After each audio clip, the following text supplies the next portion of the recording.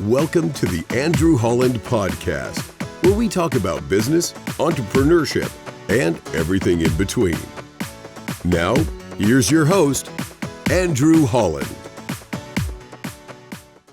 Hello, everyone, and welcome to another episode of the Andrew Holland Podcast, where we talk about business, entrepreneurship, and everything in between. I'm your host, Andrew Holland. As a business owner and entrepreneur who started and sold multiple companies, as well as being a CPA that's worked in the corporate world, I started this podcast to be the ultimate support group for entrepreneurs and business owners everywhere.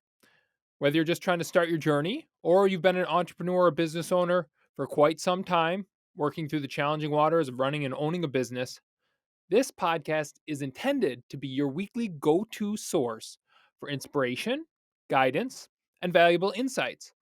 Together, through interviews, monologues, and other relevant formats that we try throughout the podcast, we explore stories of successful entrepreneurs.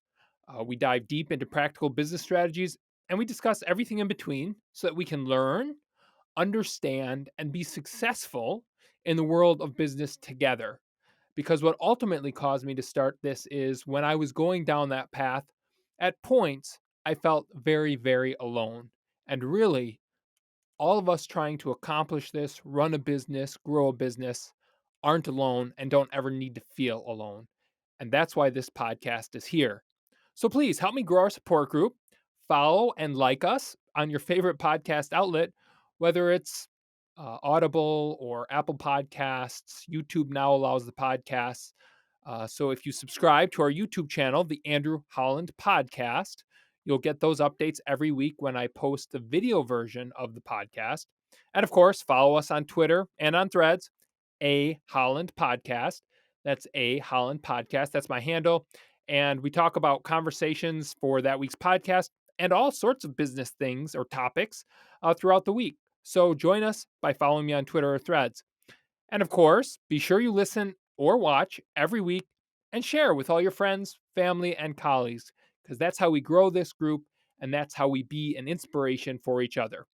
Now, remember, we often talk about financial and legal concepts, but don't take anything you hear in this podcast or any other podcast as the absolute truth. Always make sure that you get the appropriate professional advice in your area for your unique situation. Now, this week, I was coming across or working with an instructor for a hobby of mine that I just took up, scuba diving. And the instructor was telling me a pretty interesting story that struck a chord with me because it was so relatable to businesses in so many different fashions. And I'll tell that story in just a bit. But what it really revolved around was an individual who had a unique core competency directly from childhood. And ultimately, by focusing on that core competency, found a professional career that he loved. And it was all because he knew what his core competency was. And again, I'm going to keep that secret a little bit, what it was, and we'll talk about it. But today, we want to talk about what is a core competency and why is it so important. And then we're going to talk about, as it relates to being important, what can it do for you, or you understanding it, how can you utilize that to your advantage? So let's start with, what is a core competency? So many of you may know this, but for those of you that don't, a personal core competency really refers to something that is a knowledge that you have or a set of skills and attributes that you as an individual, as a human being, excel at. And if you focus on it, you can utilize it and leverage it to stand out in a whole bunch of different areas in your life.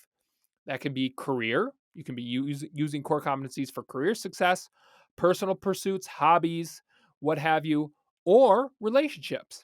And often, if you have a good understanding of your core competencies, it's not just you utilize that for one part of your life, but you can use it for all aspects of your life. So, to sum it up, or to put it shortly, it's really a combination of strengths and qualities that define who you are and what you're particularly skilled at. Just like a lot of companies have core competencies, Apple's fantastic at creating new technology. Google is excellent at using all of the algorithms that they have to give you the best search results, market the products that you're looking for, and we could go on and on. But those are organizational core competencies, and we're focusing on you as an individual and what your real skill sets or strengths are, technical term core competencies, that you can utilize to set yourself apart and accomplish the goals in your business as an entrepreneur that you want to do. So, now that we've defined exactly what that means, let's talk about what can you utilize those things for, or why are they important? And we're going to talk about really 3 to 4 different reasons that I thought that this was rose to the relevancy of having a whole podcast around it. And my experience indicates that everything we're going to talk about is so incredibly applicable and important to think about, not to just let it fall into place as dominoes, because if you don't focus on these or think about your core competencies and those of you around you, you're not going to be able to accomplish the goals that you're looking to do. And you might be able to subvert some crises or challenges that come your way if you have a good understanding of your personal skills, strengths, and your teams. So let's focus on number one. How can you utilize your understanding of your core competency to determine what business is good for you? I've talked about it many times on this podcast that a lot of people come to me and say, "Well, how did you know to get into the garbage business? Or why did you start a manufacturing company? Or why are you in the construction business? Or what business should I start?" That's always the nagging question for any aspiring entrepreneur is, "Well, what should I do?" And so we'll talk about how can you, having an understanding of your core competencies, utilize that to your advantage and help narrow down the areas where you can start a business. Now, sometimes you might have a core competency in a particular niche area, pick any example that you want, and that market can be relatively saturated. Let's say you're a phenomenal singer and you've been working on those skills, honing those skills over many years. You could certainly work on being an entrepreneur, starting your own singing company or being a famous singer, if you will, but it's a very saturated market and it's very challenging to break into.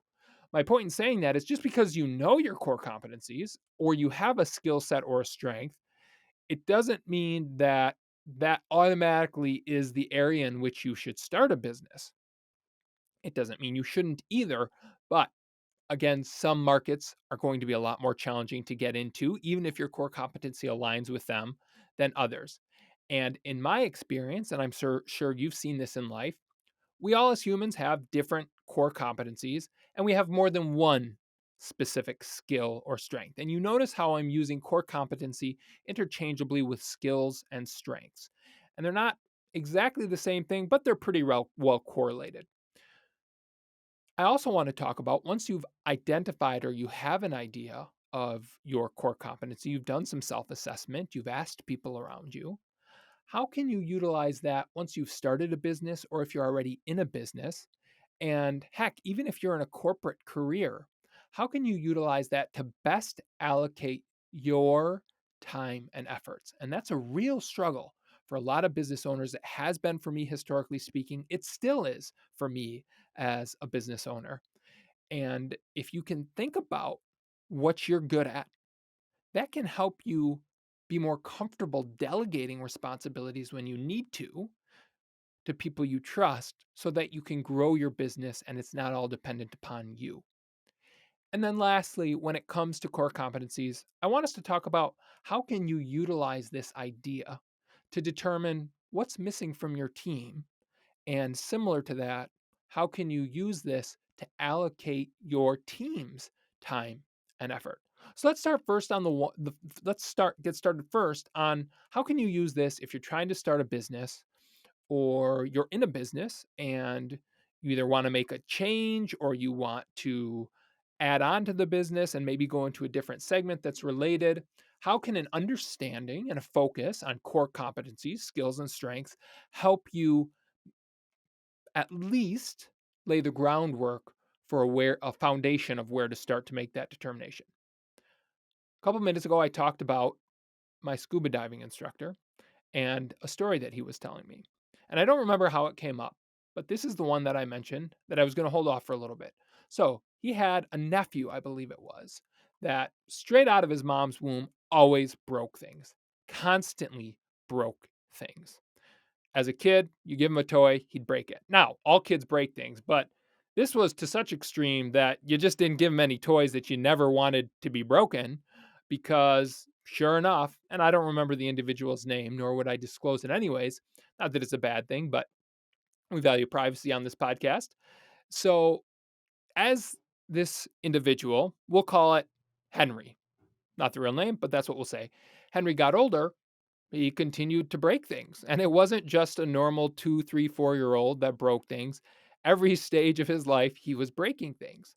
Well, it got to the point where he became an adult and he had gotten so good at breaking things and had really established a reputation as the guy that broke things that he eventually utilized this very odd core competency or skill set to have a career with Polaris, which is a huge manufacturer of all sorts of adventurous sports equipment, primarily ATVs, scuba gear, things like that nature. ATVs are probably what they're best known for. And what does Henry do for Polaris? When they come out with a new product, or when they're testing existing products and they're having failures, or they think something is going to work very well because that's what it does in the lab, along comes Henry. His sole purpose is to figure out how to break it. So if you've got a filter and you think that no sand or dirt can get into it when you're ATVing out in the desert or in the forest, Henry, take this and do everything you possibly can to break this. Think about that. This individual had a core competency straight from the womb that was focused on breaking things, and he ultimately turned it into a career that, from my understanding, he's incredibly happy with, fits like a glove with his core competency, and helps the organization Polaris that he is a part of. That's a really good reminder for all of us that if you have a core competency or skill set or strength, no matter how unique, there's likely an opportunity for you to utilize that to your advantage. And at the top of the podcast, we talked about you can use these in relationships, you can use these in career success, you can use these in personal hobbies. We're focusing really on the career aspect of how to utilize these. And just as Henry utilized his core competency of just having a knack for destroying things and building a great career, you can do the same thing too. I think another one that's readily available and very well known is J.K. Rowling or Rowling. She had very strong writing and creative skills. And look at what she did with that. Now, it didn't come without a lot of challenges and failures. And I think we've talked about this in previous episodes. She went to something like 12 different publishers before she got published, and the previous 11 till she got to the 12th one. And I don't remember how many it was, but I'm using that as an example. Said, yeah, this is never going to be successful. So just because you have a core competency, it doesn't mean it's going to be easy for you to turn that into an actionable entrepreneurial endeavor. Nothing ever is. But if you focus on it and you feel strongly that this is a strength and a skill set and something that you enjoy, odds are you're going to have a better chance of being able to succeed than if you're just picking some business out of the sky that you haven't given any thought about. You haven't really determined whether it aligns with your skills or strengths, and then you start it. Another perfect example of this is Jamie Oliver. He had a strong passion for cooking and his ability to communicate with the average individual. Ultimately, and he got famous on multiple shows back in the late 90s, but it's allowed him to become a renowned British restaurateur and a cookbook author. And his relatively casual approach to cooking, a lot of chefs are real fancy and do all these crazy things. Not that he doesn't have the capability, but he has a very casual approach. He comes off very unassuming, not intimidating, and that has allowed him to gain an incredible following of average individuals who like to cook in their home and really respect his demeanor and that competency, his ability to communicate rather and relate, and his passion for cooking have given him an opportunity to write tons of cookbooks and be relatively well known in the culinary scene. Those are just a couple of examples of how individuals have utilized this concept of understanding your core competencies and taking advantage of them in coming up with what type of business or entrepreneurial endeavor that they want to pursue. This same thing can be done for a career. If you're someone that loves the law, perhaps you can be a lawyer. And loving the law, I was someone that was going to go to law school, and I love the law. I love the legislative process. I love understanding and reading contracts. I find that fascinating, where a lot of people find it boring. I ultimately didn't go on to be a lawyer, but those skill sets can be used, are certainly used in business, and they've been very helpful through all of the different trials and tribulations and legal contracts that I've experienced in multiple businesses that I've been involved in. But the point in saying that is, look at yourself. If you're someone that wants to be an entrepreneur and you're trying to determine what business you should start, or perhaps you're already in a professional career and it's going not so smoothly, it's a little bumpy, take a step back and analyze and say, why is this happening to me? Am I unhappy? Let's say you're unhappy. Let's say you're in a professional career. Let's step aside from the entrepreneurial side of things. And let's say that you're in a career that you don't feel fulfilled. We could have a whole podcast on the emotional side of what that means, because I think it's too often overutilized for negative purposes, meaning allowing people to be too emotionally soft. But we'll set that aside. But let's say you're in a career that you're just not fulfilled. Perhaps it's because you're trying to force a circle into a square, or a peg into a square hole, as the saying goes, meaning that the skill sets that are needed for the career that you have don't really align well with what your core competencies are, what your skills and your strengths are.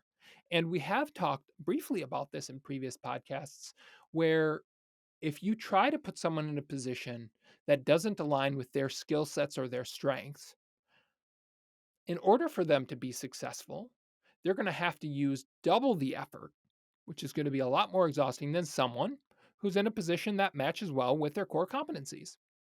So ask yourself, when I think about where I am in my professional career, when I think about starting a business, what are my strengths? What are my skill sets? And I know you've heard this before. This isn't, I mean, this is common sense, but often it can be daunting to take a step back and really do some self-reflection and ask people around you. And that question that I get so often starts with this. That question of, what business should I start? Going back to the entrepreneurial side of things. Or when people are in businesses and they're just not really feeling like it's right for them. And I had these thoughts all the time in the garbage company. I was a white collar by trade, CPA by trade, had been in the financial investment world, in the banking sector.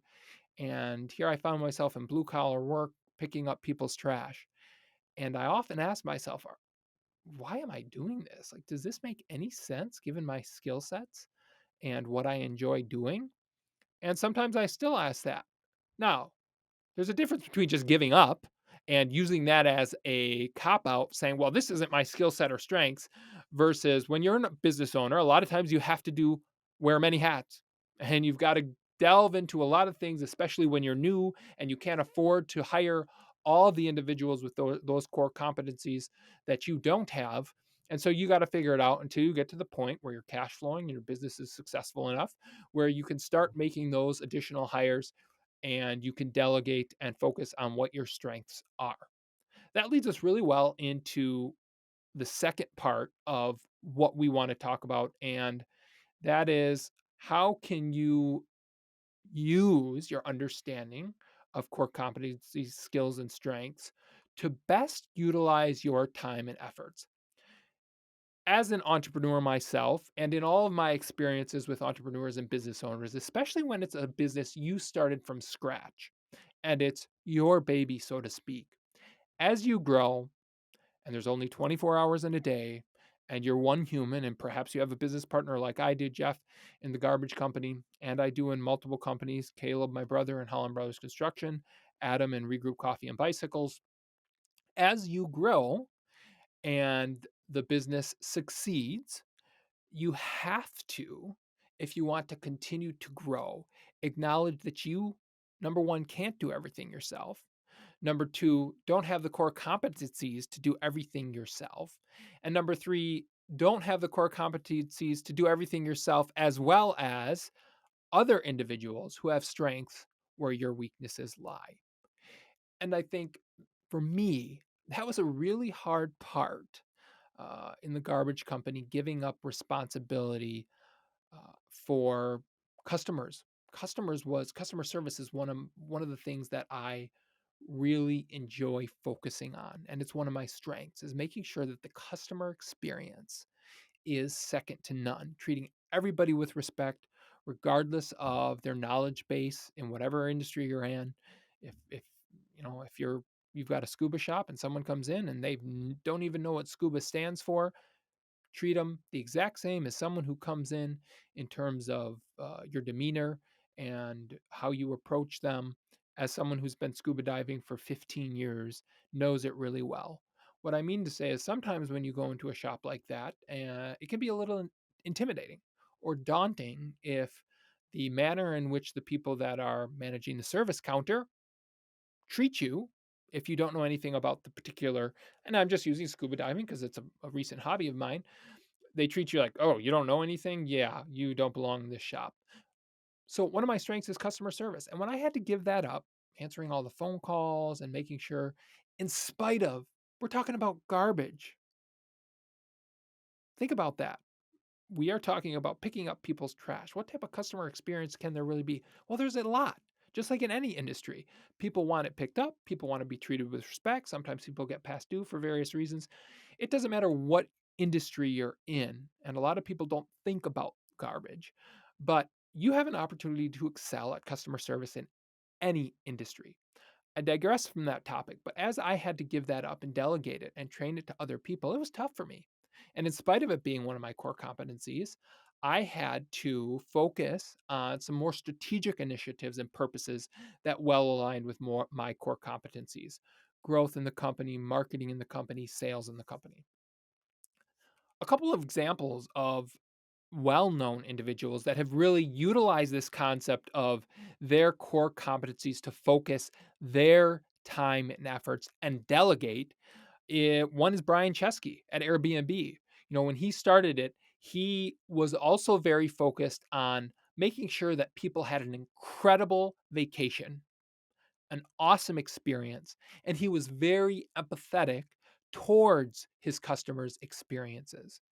And his focus on that was so crucial to the company's growth. But as it continued to grow, he realized that in spite of how much he was involved in the day to day operations from the beginning, he had to, for the benefit of his customers, for his employees, for the growth of the company, start delegating the operational and day to day things, the customer support, so he could continue to focusing on ensuring that every user experience was great and that the strategic initiatives that Airbnb was putting out were aligned with having empathy towards customers that had bad experiences and ensuring customers had good experiences.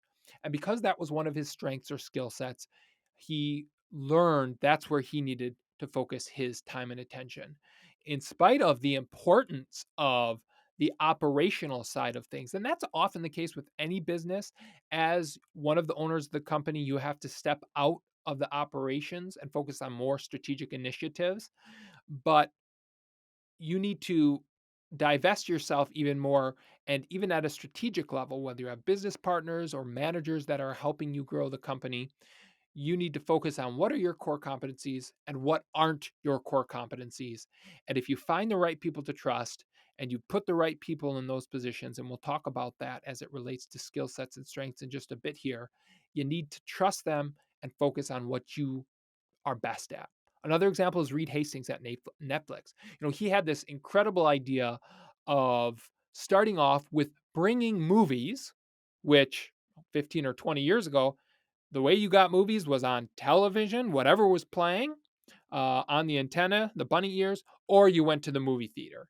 And that was a whole experience. movies weren't brought to your home. And if you recall, for those of you that are around, I don't remember when Netflix started, 2003, 2004, something like that, sometime in the 2000s, the first century, or excuse me, the first decade of the 21st century, they would email CDs to you. And he said, why don't we bring movies to people? And of course, as we all know, that has now progressed where it's all Netflix, an app on your smart TV. And he had this incredible knack for disruptive innovation, just like Elon Musk does. And he also was really, really honed in on customer behavior. How often do they order movies? What movies are they watching? How can we tailor what we're suggesting to them based on previous movies that they've watched? That, as the company grew, is what he realized because he was good at it. Reed Hastings at Netflix would have to focus on to be successful. What did he have to delegate to other people because it wasn't his strength or his core competency? Content creation and distribution. Now, that's a huge piece of Netflix. Content creation, we're in what I consider the content wars. We've got so many wars going on in the tech sector, technology, content creation wars, content wars is like AI wars. I mean, all over the place, we have these wars with these large players. And for Netflix, content is king. You have Amazon Prime trying to put out the latest and best content. You have YouTube trying to put out the latest and best content, although a little bit different model than Amazon Prime, than Hulu, then Disney Plus, and then Netflix. But think about that. Reed Hastings having to delegate content creation and distribution, but we're focusing on content creation to other people. Well, he realizes his core competencies and how he can best help Netflix grow. Not that he completely casts aside content creation and doesn't have some involvement, but for the most part, he focuses on consumer behavior, giving good algorithms so good movies and videos and shows are suggested to the individuals that are watching them so they continue to come back to his platform, and thinking about how can we continue to disrupt the movie industry, the viewing industry, if you will. And he trusts people to focus on creating awesome, relevant content that users enjoy and then getting it to them. And of course, with the smart TV, that distribution has become a lot easier for Netflix than it was in the early days when they were mailing CDs to customers and you had 3 days to watch it and you had to mail back, etc. And that's how technology can change it. But by Reed Hastings understanding what he was good at and what he's not, he's able to grow Netflix and continuing helping his business how he best can. Now, we've talked about core competencies and how you can utilize that to think about how can you do with your life what you want to do, whether starting a company or whether working with another company. How can you then utilize that idea in understanding who you are from a skill set and a strength? And we've talked in a previous episode, how do you figure that out? Self-assessment, asking other people, looking at your prior life and figuring out what comes easy to you, what doesn't, and then constantly going back and rebalancing that and making adjustments as needed. And how can you utilize that concept to best focus your time and efforts? And then this last three or four, number three or four that I would say, and they're kind of related, is thinking about core competencies. How can you really utilize this idea to figure out what's missing from your team? We just gave a couple of examples of Brian Chesky at Airbnb and Reed Hastings at Netflix and where their strengths were and where they were missing, what they needed to bring in, or really where they delegated that. But if you don't think about this concept of core competencies within your organization, within your team, and apply it to the colleagues and the people around you, or what's missing for you to take that next step, you're going to have a real struggle doing so. I think I love studying businesses that have been incredibly successful and entrepreneurs. I think a lot of us, speaking for you guys as our listeners, who, if you enjoy listening to this podcast, you often hearing about or enjoy hearing about other stories and learning from how did this happen. I've studied Google a ton. I've watched as many documentaries as on them as they can. Larry Page and Sergey Brin. How did they get started? I mean, it's just this behemoth, alphabet soup, the parent company, gobbling up all these other companies. And whole nother segment on a podcast, we could talk about monopolies or oligopolies in that industry. But one of the key things to their success was you had these two nerdy individuals that came up with this algorithm. I think it was in college that they met, if memory serves me correctly, and they wanted to find a way to bring this to the marketplace and relevant search results when internet was hardly even known, AOL and what have you, in the late 90s. but they had no management experience. They really didn't have any leads in the industry. They didn't know how to lead anybody. And so part of what was crucial to them being successful, and Google would not have been successful, and I believe we wouldn't even know the name Google today had they not realized very quickly, and this is really common with founders, especially in the tech sector, and why it's so crucial that uh, people, venture capitalists or private equity groups that give their money to founders think about this is what's missing from your team, especially as you grow. What holes do you have in the core competencies that you need to grow or expand your company? For Larry and Sergey, that was really an experienced expert in business that had leadership experience, management experience, those relationships that they needed in that industry to grow. And so they brought in Eric Schmidt as CEO, and he did wonders for that company. And I'm sure they didn't always agree, but they recognized that if they wanted to turn this into the real behemoth that it is today, and I'd be surprised if they even realized what it could become, there's no way it would have happened without Eric. And that is an example of where they recognized we need some help. We need to bring someone else in. Same thing at at Amazon's with Jeff Bezos. If for those of you who remember, Amazon started really as books, a library, and look at what it has become today. And as Jeff grew the company, he realized, wow, I need someone that is an expert in operations and particularly as it relates to supply chain expertise. And so he brought in Jeff Wilkie to be the head of Amazon's worldwide consumer division. And Jeff Wilkie helped Jeff completely transform Amazon into what we know today, from the library, buying books, to buying anything under the sun. That's another perfect example of understanding core competencies. Now, it seems like that would be obvious. Okay, what am I missing in my company? Let's find that person. Well, as many of you probably have experienced in your businesses, number one, you don't always have the luxury of the time to think about that. When you're a business owner, often, in the first 10 to 15 years, you're running around like a chicken with your head cut off. You don't really often, in spite of needing to, take the time to step back and say, how is our team doing? What core competencies are we missing? Oh, we're missing that we need to hire for this, we need to hire. You're so busy, you're wearing so many hats that this often falls through the cracks. And what I'm telling you from my own experience is if you did take a little bit of time to step back, whether it's once every quarter, a couple days every quarter, or maybe even semi-annually depending on the company, you will save yourself a lot of headache and prevent a lot of challenges if you think about this and you think about, and maybe you don't need or you don't have the luxury of hiring someone today that has the missing core competencies, and you have to play that role as a business owner or with your business partners until you get to the cash flowing point where you can afford to bring in those core competencies. But just being aware of what's missing from your existing team is so crucial, and it's something I learned the hard way. And I think all new entrepreneurs often have to learn the hard way. But the reason we have this podcast is to give you ideas and to get you thinking every week about, have I done that? Have I taken a step back and looked at my team and really segmented every individual out by core competency and said, is that person in the best where they can most be successful both personally as an individual and from an organizational perspective, helping the organization grow. And this focus on core competencies is something that if you don't do and you don't take the time to step back, what could take you only 5 years to achieve a certain level of revenue growth, and I'm just using that as a target, it can be whatever key performance indicators, KPIs you want, might take you 15 to 20 years because you're not looking at something as crucial as this.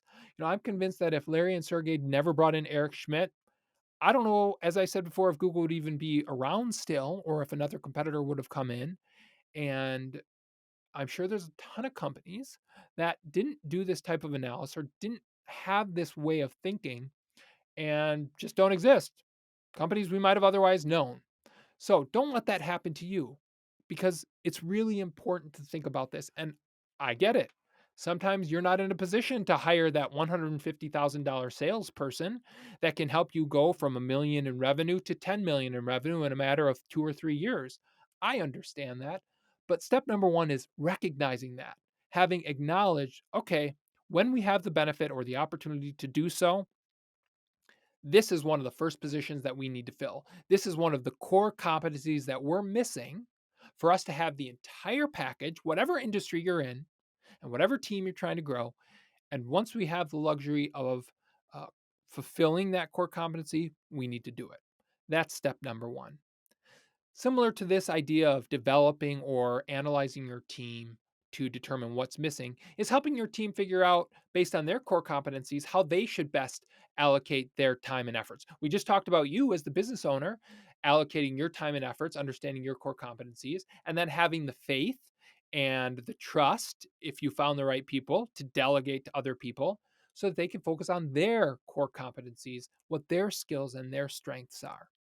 And I think too often in business, and I'm just as guilty of this, if not 10 times more than probably every one of you listening. It's really easy to get bogged down in the operations and to forget about some of these strategic, higher level thought processes that you need to have if you want to get to where you're going, perhaps more quickly than you otherwise would, is this concept of development and training for people on your team. Number one, identifying what their core competencies are. And then number two, maybe they're really awesome at a particular skill set, but they don't have the experience. And we all know that maybe academically, you can be really solid and have a foundation of the principles, but real world experience is everything. So if you give them a chance in your organization, if you understand you have them in the right spot, and perhaps they're not amazing. Let's say they've got really good sales skills. And I've seen this in the banking industry. I've also seen it where you're trying to put someone that doesn't have their skill sets in the banking industry, trying to grow customer accounts, understanding the financial aspects of things, and kind of merging that portfolio analysis, which means you underwrite loans, for example, and being a sales individual, a banker that goes out and helps understand clients' businesses and help them grow their business, whether it's through financing, M&A, etc. But sometimes you have someone that's pretty green behind the ears. I think that's the saying. Or they're pretty green, maybe wet behind the ears. I don't remember the saying, but they're relatively green, new at something, but their core competencies are there and they just need a mentor or they need some type of training program to help them hone those core competencies.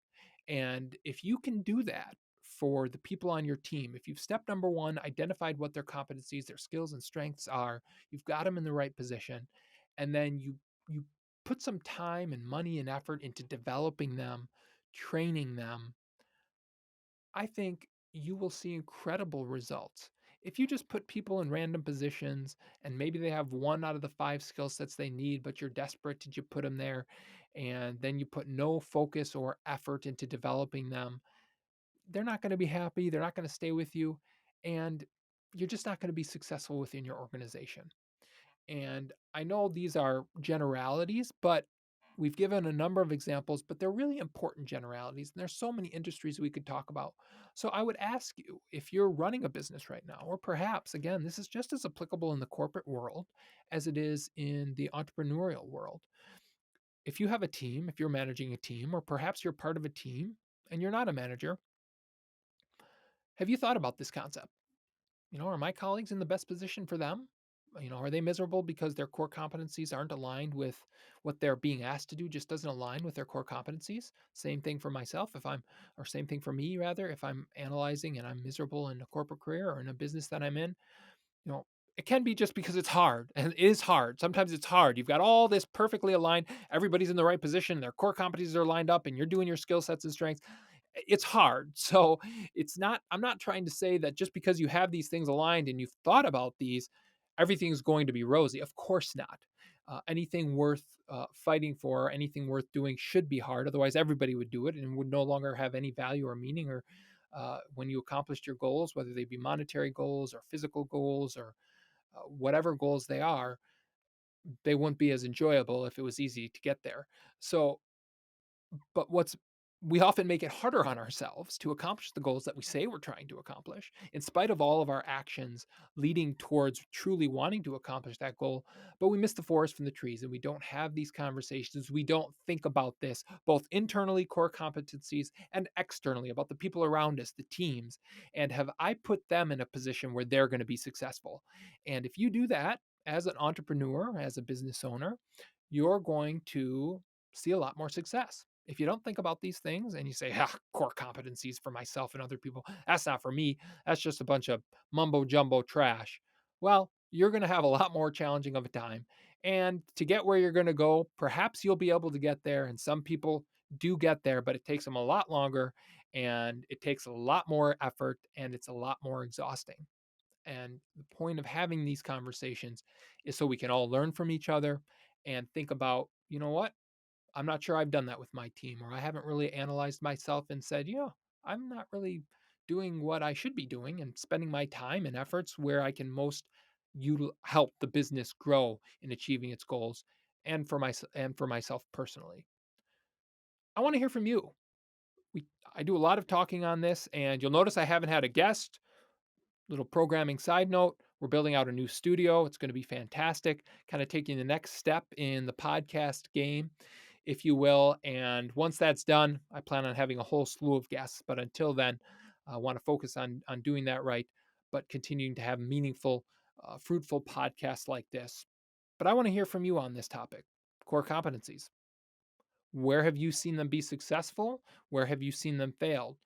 Are there situations where what we've talked about today hasn't been done? And how did that result? What did I miss? Is there something on this topic that you said, Andrew, you should have had this in there because that's such a key piece. And I've seen this be successful in my business. And I think it would be great for your listeners to hear. Let me know. That's the point of this podcast, is to be a collective group of all of us as individuals supporting each other, being a go-to every week, being a source of inspiration and new knowledge, so that for all of us that are growing our businesses, we can do so with less efforts by learning from other people. Email me on our website, theandrewhollandpodcast.com. Follow me on Twitter and Threads, A Holland Podcast. Shoot me a tweet and say, hey, you should talk about this, or did you think about this, or you should share this with your listeners. And of course, you can also subscribe to our YouTube channel, the Andrew Holland Podcast. You can watch the video version of that every week. Not a way for you to communicate through YouTube other than comments. You can put comments in there and say, you should add this, or I'm glad you talked about this. But ultimately, I want to hear from you so we can continue to make this podcast a successful podcast and grow our listener base. That's all the time that we have for this week's episode of the Andrew Holland Podcast. As always, thank you for joining us each and every Wednesday to talk about business, entrepreneurship, and everything in between. And we'll talk again next week. Thank you for listening to the Andrew Holland Podcast. Be sure to visit our website, theandrewhollandpodcast.com, for additional content on business, entrepreneurship, and everything in between. Subscribe to our YouTube channel, The Andrew Holland Podcast, to get notifications when new podcasts have been released. And lastly, follow us on Twitter, A Holland Podcast. That's A Holland Podcast, for all the conversations we're having outside the podcast. Thanks again so much for joining us this week. Have a great day, and we'll talk again next week.